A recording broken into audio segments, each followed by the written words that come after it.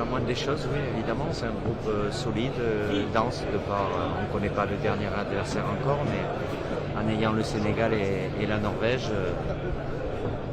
évidemment que ce groupe I fait partie des plus difficiles, si ce n'est le plus difficile, mais bon, c'est la Coupe du Monde, donc voilà, on sait à quoi s'attendre. Aujourd'hui, on a les réponses, à savoir deux de nos trois adversaires, les dates de match aussi, pas encore tout à fait les lieux, même si on sait déjà la zone dans laquelle on jouera nos matchs de groupe.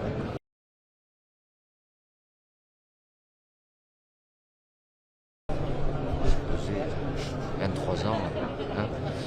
Souvenirs, si je vous écoutais avant qu'on aille à Doha, le champion du monde en titre, il rentrait à la maison, on n'allait même pas jouer. Donc, voilà, chaque Coupe du Monde a son histoire, on doit l'écrire la plus belle possible, sans penser. Évidemment, on est l'équipe de France avec un statut, il y a une entente qui est importante, mais il faut avoir le respect et l'humilité nécessaires dès le départ de la compétition, avant de penser avoir le sommet de la montagne. Il faudra gravir des étapes et les premières étapes sont difficiles.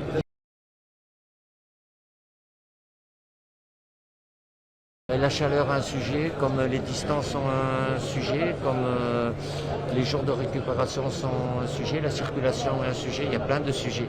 Tout est important, voilà, il y a une bonne partie, il y avait 4 personnes de mon staff qui depuis une bonne semaine sont sur site pour déjà débroussailler un petit peu et voir les options que l'on a. On va approfondir ça, pas demain, mais à partir de dimanche pour valider notre camp de base aussi, qui est encore une étape avant la compétition. Mais aujourd'hui, on a plus d'éléments, bien évidemment, pour prendre certaines décisions. Comment vous avez vu?